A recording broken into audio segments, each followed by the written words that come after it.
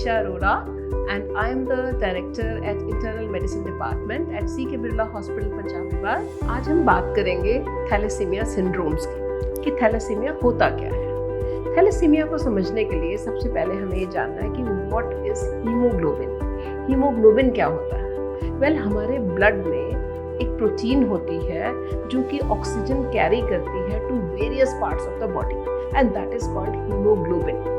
Haemoglobin, जैसे कि नाम सजेस्ट करता है, it is made up of haem and globin.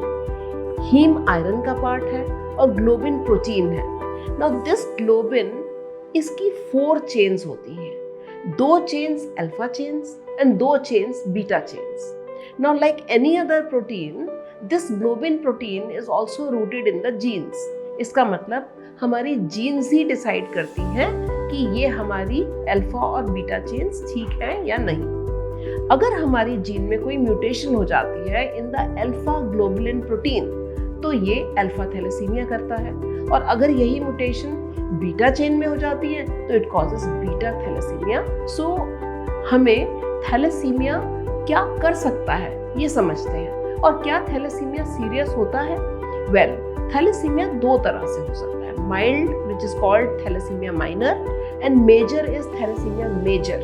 Thalassaemia minor सिर्फ अनीमिया करता है, जो कि माइल्ड अनीमिया होता है, and it can be taken care by folic acid. ऐसे पेशेंट्स में हमें फॉलिक एसिड पूरी जिंदगी देना पड़ता है। अब बची बात थैलेसीमिया मेजर की। थैलेसीमिया मेजर, इसमें या तो अल्फा चेन दोनों चेन्स मिसिंग है या बीटा चेन की दोनों चेन्स मिसिंग है। This is very serious.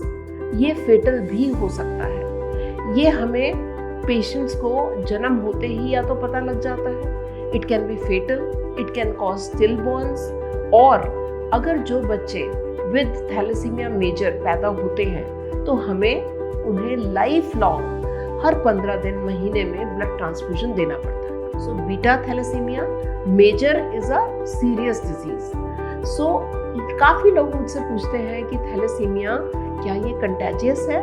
Answer is no, it is genetically inherited.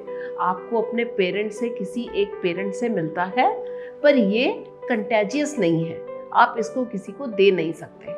पर एक बात याद रखनी बहुत ज़रूरी है, थैलेसीमिया में हमारी रिपोर्ट्स, जो ब्लड की रिपोर्ट्स आती हैं, इसमें जो आरबीसी है उसका सेल साइज छोटा हो जाता है, तो the report reads as microcytic hypochromic anaemia. और ये एक टाइप का अनीमिया है जो कि आयरन डेफिशिएंसी में भी पाया जाता है। तो क्या हो जाता है, many a times thalassaemia is misdiagnosed as iron deficiency anaemia. तो बहुत सारे लोग इसको आयरन डेफिशिएंसी अनीमिया की तरह मिस्टेकन कर लेते हैं और बहुत हर बार आयरन देते जाते हैं and what happens is haemoglobin फिर भी नहीं बढ़ता है।